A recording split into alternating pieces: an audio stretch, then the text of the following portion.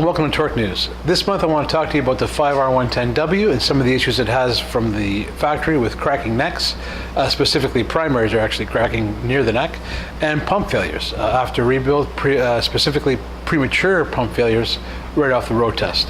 So we'll start with the torque converter neck.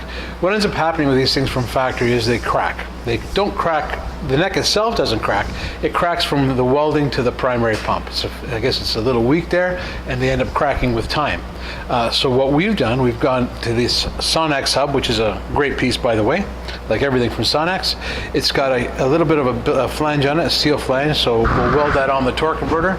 It actually makes the weld come out a bit past the weak part. It's a lot stronger, so you get a better weld, and at the same time you're reinforcing it a bit with this small miniature steel flange. Works. The bottom line is it works really well. So we put these on all our 5R110s and even our 4R100s. We retrofit them to prevent any chance of these things leaking. It's been a problem. So if you ever have a 5R110 come into your shop with a leak, front leak that you've never done before, make sure you don't assume it's the seal, because it's probably the neck.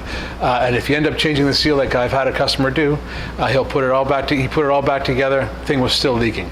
And to boot, because of these premature pump failures, it ended up destroying the pump. So make sure you check that converter and that it's not leaking. We can check it for you, no problem. And you should replace it with this updated version with the updated neck. As far as the pumps failing prematurely, it's been a big problem. We've seen quite a few of them. The necks get destroyed, pumps get destroyed, gears welded right to the steel plate. They end up cracking and destroying the neck. So what causes this? Well, there's a couple things. First of all, grounds. I've talked about this a million times in the past. Anything electronic nowadays, grounds. Very important. You got to have those things grounded, especially if you're disturbing those grounds. Like in the case of reaming a transmission, make sure those grounds are put back, make sure they're clean, check grounds that you haven't disturbed, make sure there's no green soot on them. That's a telltale sign that they're not grounding properly or there's a poor connection. And I would recommend that you add a ground right to the starter. Most important place to add one, because that's what's drawing the most amperage, is that starter. So you want to ground it. Electricity takes the path of least resistance. You got to ground right to the starter. Should resolve all those issues, and you shouldn't have any of this happening. What ends up happening is that it starts to arc on this plate, like I mentioned, destroys it. You can have a close-up of the neck, just rounds it right off, destroys that brand new Sonex hub. It's no good. So make sure you put those grounds on. So important. Another issue with these pumps is, well, this Trinity in particular, is that these pumps are ultra efficient. They suck oil at an alarming rate. So when you put these things in, a lot of guys, old school, we used to just put in a couple liters in the transmission, pop it up, fire the motor up, and start to fill the unit as it runs. You can't do that with these. You got to fill this torque converter with as much fluid as you can get in there. I know it's hard because it's got a burp, but put as much as you can and fill the transmission with as much fluid as you can before you even start it up.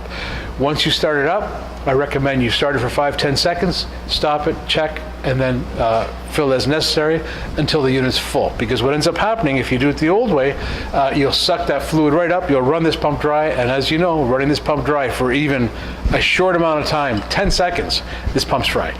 So it's very important that you do that. Those two things are critical. We've seen a lot of guys make this mistake, and it's unfortunate because you end up having to replace a pump and torque converter. Nightmare. Nobody wants that. One other thing I want to talk to you about this month is the new 6L90 covers that have come in from Sonex, the billet pieces we've been waiting for forever. They're superior. They look like artwork. They cost like it too, but they're well worth the money. They solve all the issues with the 6L90 clutch failures, slips, drivability issues, destruction, all those things. This cover solves them all. So we've been using them exclusively on all our 6L90 torque converters. We don't build one without it. And if you buy a 6L90 from anybody other than us, make sure they're using this cover, because if you don't use it, it's a ticking time bomb, not something you want to do. So that's it for this month. If you have any questions or anything that you'd like me to talk about on Torque, Video Torque News, by all means send me an email at peter@converterman.com. I'd be more than happy to answer it for you if I can. Until next time, thanks for watching.